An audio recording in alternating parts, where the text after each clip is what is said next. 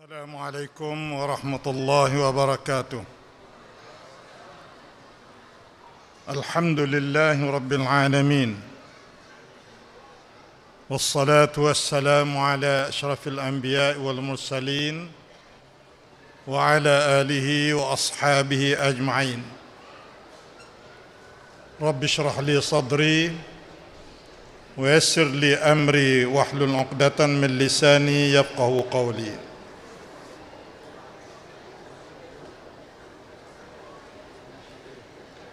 Yang berhormat saudara pengerusi majlis, yang berhormat Datuk Dr. Haji Nik Muhammad Zawawi bin Saleh, Ahli Parlimen Pasir Putih, Kelantan, yang juga selaku setiausaha Majlis Syura Ulama. Yang bahagia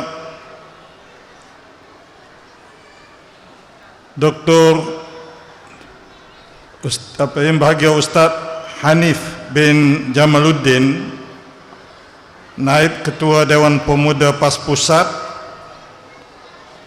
merangkap pengarah Jawatan Kuasa Induk Minggu Al-Quds Sedunia.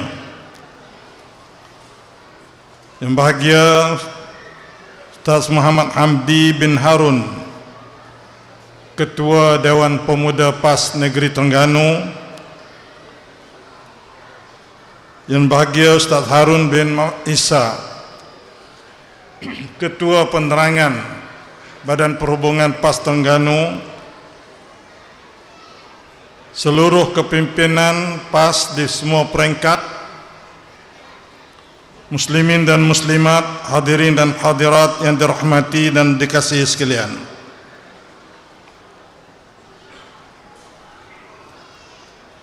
Kita berhimpun pada malam ini bukan kerana kebencian kepada sesiapa. Kita tidak datang membawa dendam. Kita tidak berkumpul kerana emosi yang meluap-luap tanpa arah, tanpa haluan. Sebaliknya, kita berhimpun kerana iman dan kerana kesedaran. Kita berhimpun kerana akal yang bertanggungjawab. Kita berhimpun kerana hati yang tidak sanggup berdiam diri apabila kezaliman berlaku di hadapan mata. Jika iman masih hidup dan ianya tidak membenarkan kita diam, jika iman masih hidup, iman tidak akan biarkan kita memeluk tubuh. Jika akal kita masih waras, dia tidak membenarkan kita menutup mata. Dan jika hati masih punya rasa, ia tidak membenarkan kita berpaling daripada penderitaan saudara seagama, sesama manusia. Minggu Al-Quds Sedunia bukan sekadar satu acara dalam kalendar, acara tahunan dalam kalendar. Ia adalah panggilan kesedaran dan panggilan keimanan. Ia adalah peringatan kepada umat, peringatan kepada kita semua bahawa masih ada tanah, bumi suci yang dinodai dan dijajah. Masih ada rakyat yang seagama, sealiran fikiran, sedarah, sedaging dengan kita yang sedang dizalimi. Dan masih ada keadilan yang belum ditegakkan di kalangan umat manusia ini. Muslimin muslimat yang dirahmati dan dikasihi sekalian, Al-Quds bukan isu bangsa tertentu. Al-Quds bukan isu wilayah semata-mata.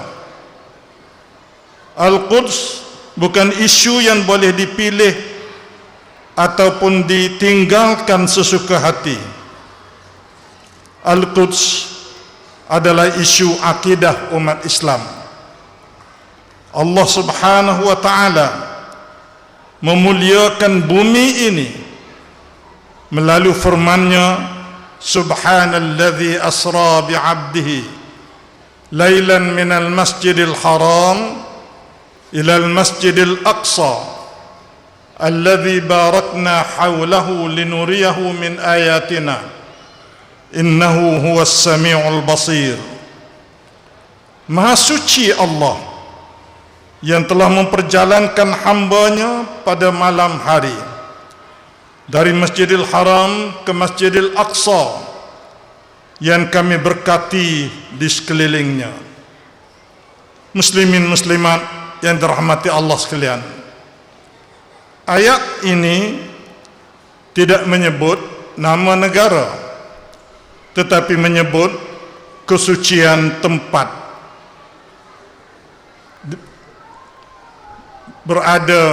keberadaan Masjidil Aqsa. Masjidil Aqsa ialah kiblat pertama umat Islam, masjid ketiga yang suci selepas daripada Masjidil Haram dan Masjid Nabawi. Ianya juga tempat Isra' dan Mi'raj Rasulullah sallallahu alaihi wasallam dan saksi di mana baginda sallallahu alaihi wasallam menjadi imam sembahyang bersama dengan para anbiya. Maka mempertahankan Masjidil Aqsa bukannya isu sempit, tetapi ianya adalah tuntutan agama, tuntutan akidah, dan juga merupakan amanah sejarah yang telah ditinggalkan oleh para nabi, para rasul alaihimussalatu wassalam. Hadirin muslimin dan muslimat yang dirahmati Allah sekalian, apa yang berlaku di Palestin bukan khabar angin. Apa yang berlaku di Palestin bukan cerita sensasi media. Apa yang berlaku di Palestin bukan propaganda yang direka oleh sesiapa. Ia adalah kezaliman yang nyata, kezaliman yang sistematik dan berterusan. Sejak Oktober 2023, puluhan ribu rakyat Palestin telah dibunuh.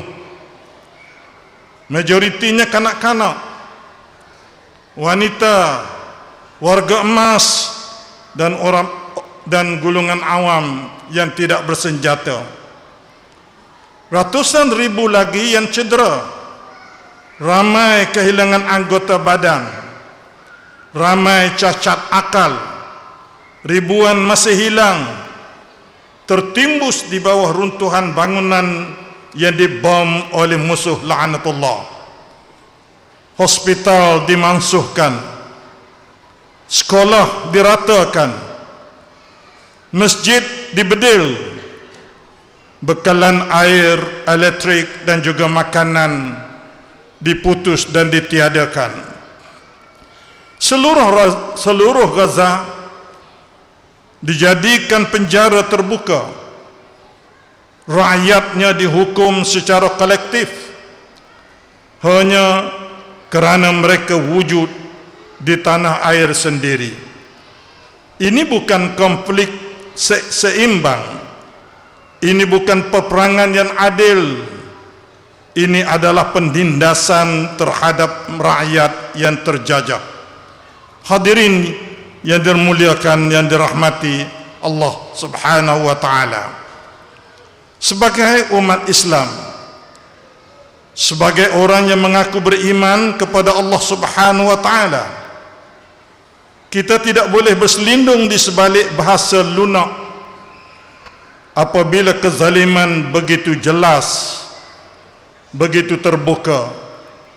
Apa yang dilakukan oleh Israel hari ini adalah penjajahan yang haram, pembersihan etnik secara sistematik, dan jenayah kemanusiaan yang bercanggah dengan undang-undang antarabangsa serta nilai agama.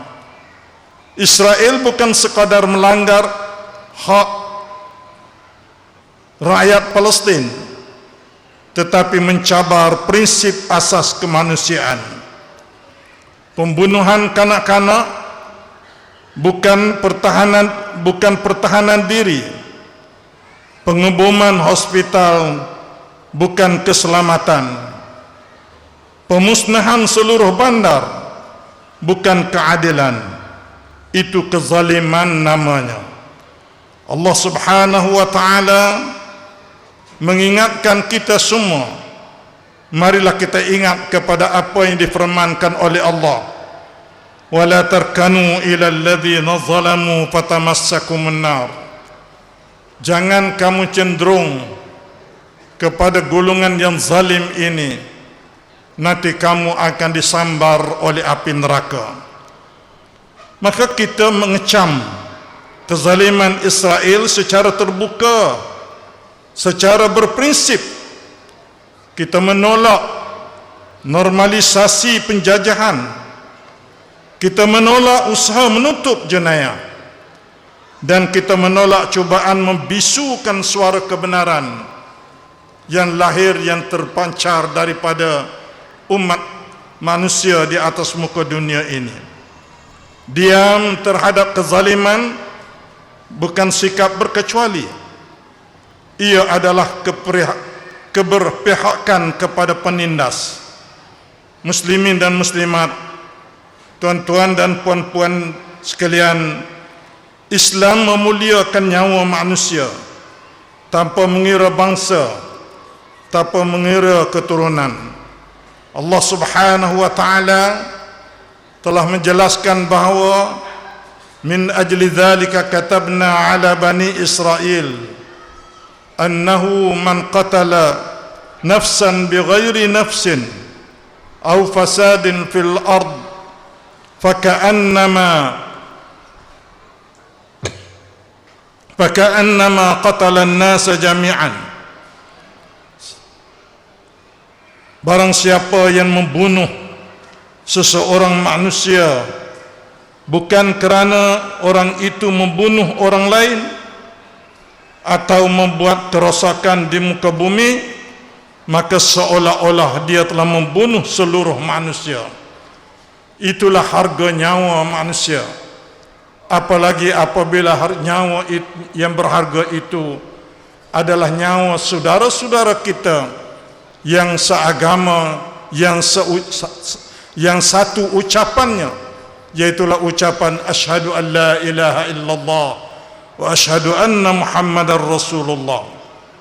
Oleh itu saudara-saudara sekalian, setiap kanak-kanak Palestin yang gugur, setiap ibu yang mati dalam perlarian, setiap warga emas yang meninggal tanpa rawatan, semuanya adalah tuduhan terhadap dunia yang memilih untuk berdiam diri daripada menentang kezaliman ini. Rasulullah sallallahu alaihi wasallam bersabda, "Man ra'a minkum munkaran falyughayyirhu bi yadihi, fa in lam yastati' fa bi lisanihi, fa in lam yastati' fa bi qalbihi, wa dhalika huwa adhaful iman," atau kama qala.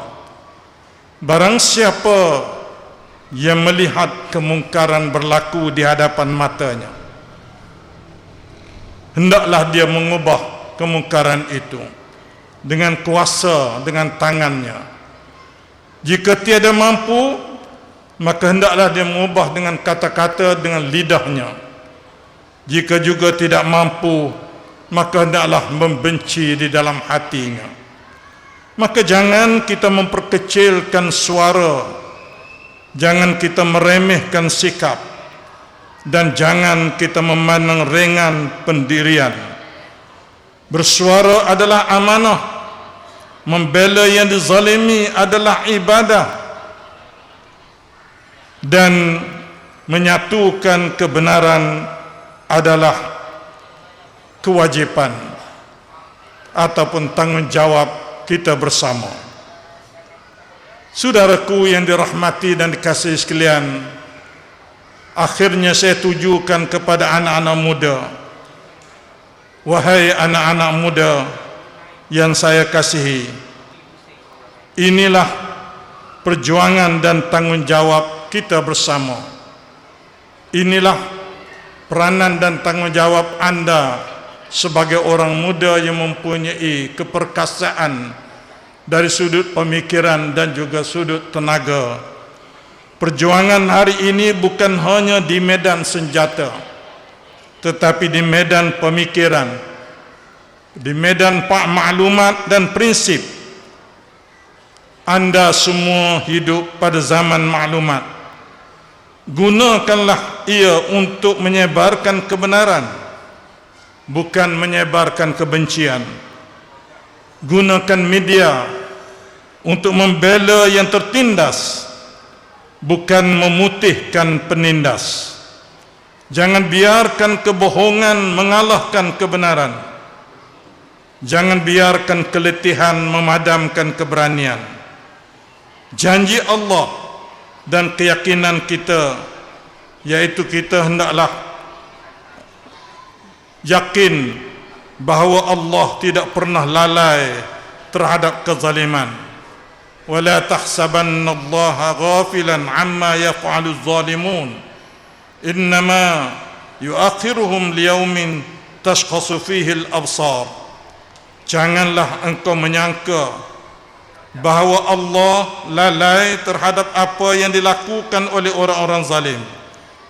Saudaraku yang dirahmati Allah sekalian, ingatlah bahawa kemenangan dan kemenangan yang dijanjikan oleh Allah tetap akan berlaku. Dan yakinlah bahawa kita adalah umat yang terbaik. Kita adalah umat yang agung.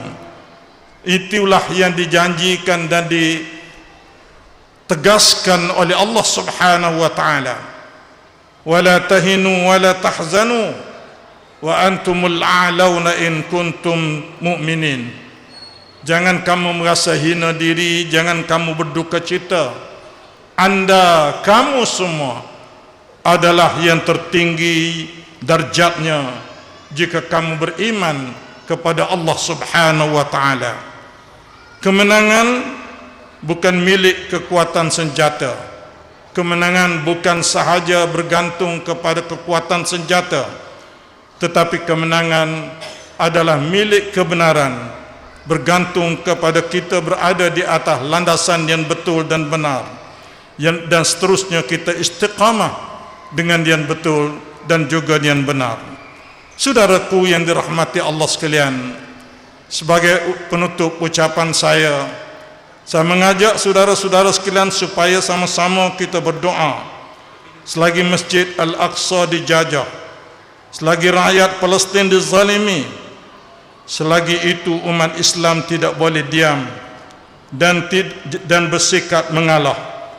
Saya tutup ucapan saya ini dengan doa.